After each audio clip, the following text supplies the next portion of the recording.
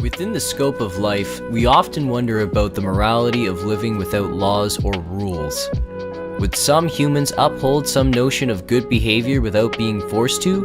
Or will they devolve into some primal debauchery of crime and taboo the minute they're liberated of their constraints?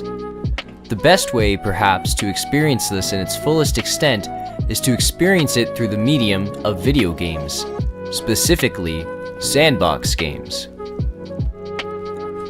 What is a sandbox game? It's a game that's meant to represent the functionality of a sandbox. A game that's intended for creativity that has a general lack of rules, goals, or purpose. One game of this genre that is well known and still played is Rust. Rust is a game focused on surviving on an island with hundreds of other players. Due to its sandbox nature, there are no real goals, missions, no end in sight for gameplay, merely build, live, and destroy at your leisure until the map you're on wipes and resets so you can do it all again.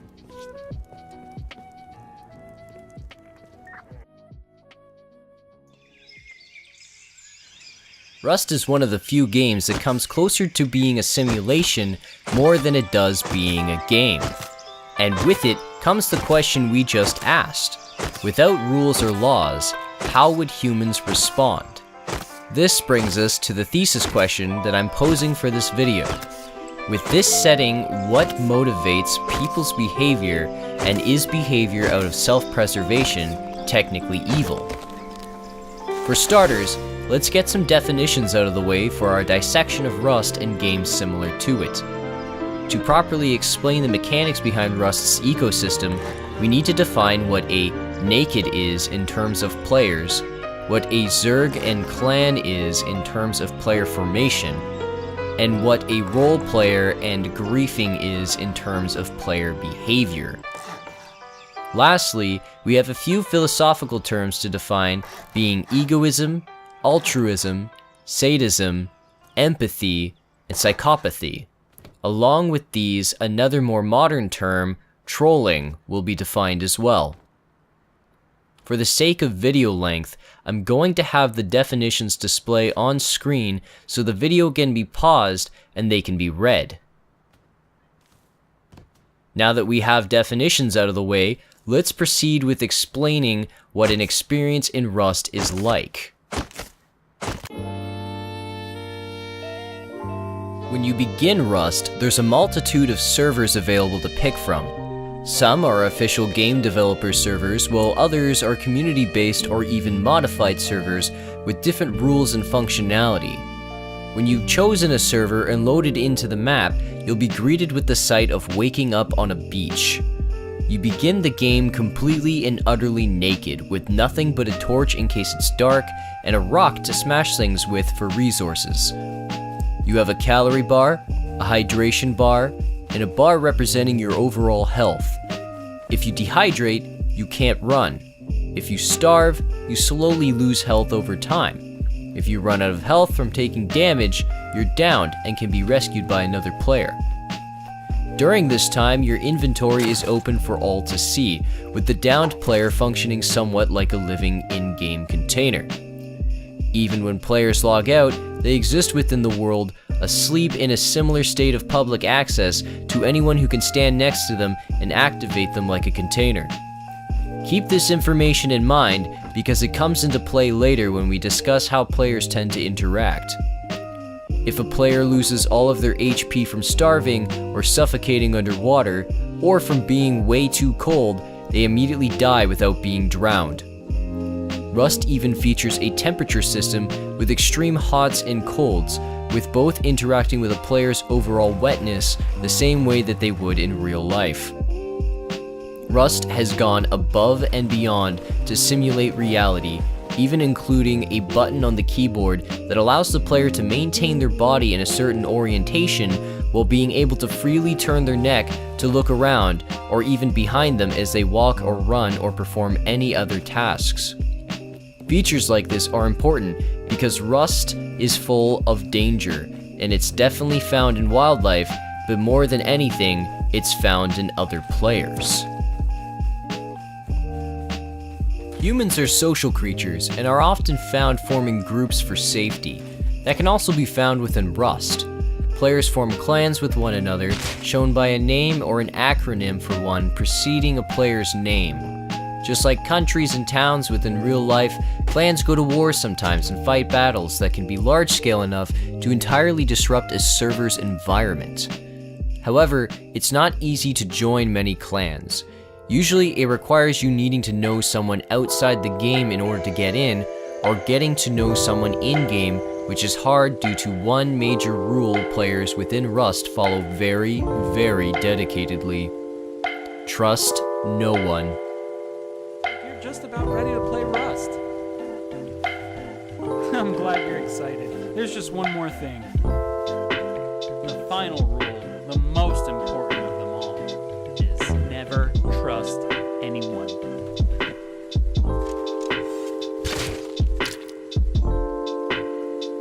Even me. Enjoy. Trust seems to be very frowned upon within Rust.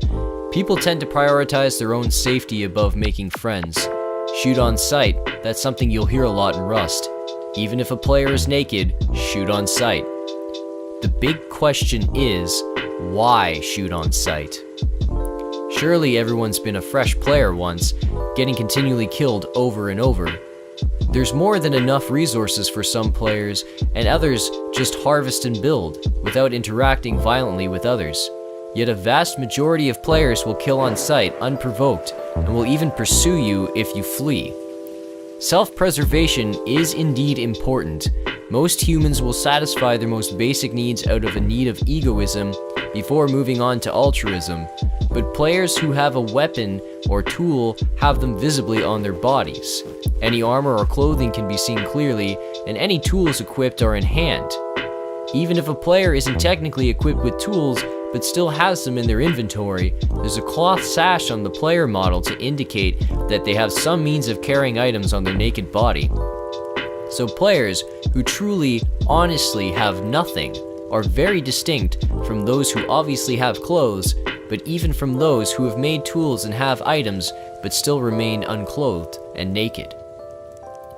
Yet despite all that, nakeds are often killed regardless, even though their assailant knows from experience playing the game that there are no items to be looted from this player, and no real threat beyond having a rock thrown at you. All they're doing is inconveniencing them by forcing them back to their respawn point. Players can be harvested for resources, however, making for a very minor reason to assault naked players. But in many cases, players can return to their corpse and will find it unharvested, meaning that collecting bones or animal fat wasn't even the reason for assault. According to Young An Hu and Dae Yang Liu's article, Altruism versus Egoism in Human Behavior, they discuss how Dennis Muller's 1986 study reveals that humans have two natures, a selfish nature and a cooperative, altruistic nature, and that one makes decisions in some contexts using one's selfish nature and the other using one's altruistic, cooperative nature. In a game with survival elements, that isn't outlandish to put aside altruism to fulfill egoistic need of survival through making other players into resources, considering they can just respawn. However, when the corpse is left untouched, that lays outside the mentality. If there was no egoistic need to be satisfied, wouldn't that leave room for more altruistic behavior? Sometimes, yes, friendliness does happen, and people even give gifts to one another, but it's very rare. Because so many players get mercilessly killed after freshly spawning into the world, a kill before being killed mentality begins to form. A number of factors concerning heightened self-concern can lower the likelihood of altruistic acts. First, self-preoccupation might keep people from being immediately aware of social goals calling for helpful behavior in certain situations. Second, worry about oneself, apprehensions about one's self-worth, dreams of success, or fear of failure in important activities all may distract people from thinking of helping others. Third, despite the evidence that empathy usually leads to helping, there is still a range of empathetic arousal that is determined by individuals' levels of distress tolerance. Beyond that range, self-concern might interfere with empathy. So even in situations where someone has nothing, self-concern could get in the way of cooperation, especially after being exposed to specific stimuli, such as repeated death being forced to restart time and time again. The more this happens, the higher the player's distress level, but this repeated death also leads to the spread of this behavior of attacking people on sight. Cruelty may also be the byproduct of violence, says Micah HF. In particular, torturers do not have a certain kind of personality, only exposure to certain kinds of psychological, social, and political conditions. In other words, to emulate this behavior, it doesn't require being that way from the start, simply exposure to the proper stimuli in order to normalize it. But this still leaves us with the question of why people are even getting killed unfairly for no reason to begin with. Why, in a game with such diverse building and crafting mechanics, do people prefer to kill one another on sight, where in games like Minecraft, players have always worked together to make amazing things? Everyday sadism was a strong predictor of amount of violent video game play. It thus appears that causing virtual harm while playing violent video games is particularly attractive to individuals who find pleasure in harming others, i.e., everyday sadists. Could it be that an environment with the potential to create but also destroy has drawn in such hostile players? A system that carries risk and reward, could this be what brings in players with more deviant intentions? Not only is there a reward for attacking other players, but there's also the idea that you're not just getting loot, you are taking away other people's loot. Rust has unintentionally, or perhaps very intentionally, made a system ideal for anyone with sadistic intentions. A simple survival game has become a playground for anyone prone to sadistic behavior. As trait psychopathy is characterized by impulsivity and thrill-seeking behavior, it is possible that thrill-seeking aspects of creating mayhem online is a central motivator to troll. Further, as individuals high in everyday sadism experience feelings of enjoyment from hurting others, this suggests that the trolls are motivated and enjoy inflicting a cruelty online. This is a quote from an article about the behavior behind internet trolling, a behavior very identical to griefing players within video games, only it allows for a broader definition and sense of use. Whereas griefing only pertains to video games, trolling extends to social media and even real life. The intent is often to mislead, frustrate, distress, or generally upset someone. More lighthearted trolling falls within the realm of harmless joking, but extreme cases can lead to cases of cyberbullying or even abuse. Within their study, Natalie and Avita go on to say that both active empathy and cognitive empathy, but not social skills, significantly predicted trolling behaviors.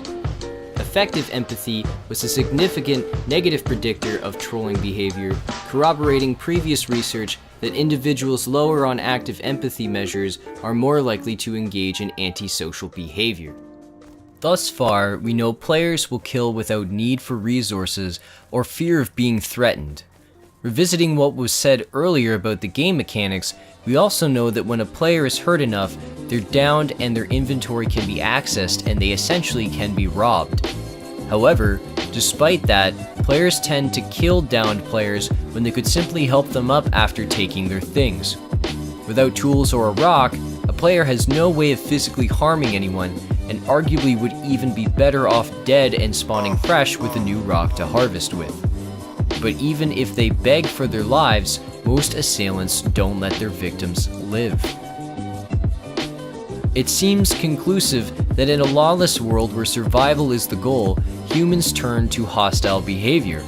However, having this world hosted online adds another element to things that isn't present in real life: anonymity. In Christopher P. Bartlett's article about cyberbullying and anonymity online, he claims that anonymity is pronounced because A. The aggressor is not as identifiable and can use fake usernames. B. The bully does not need to have a previous relationship with the victim. And C. No physical scars or marks are inflicted on the victim from the bully. In other words, the aggressor's anonymity may enhance the frequency in which cyberbullying occurs.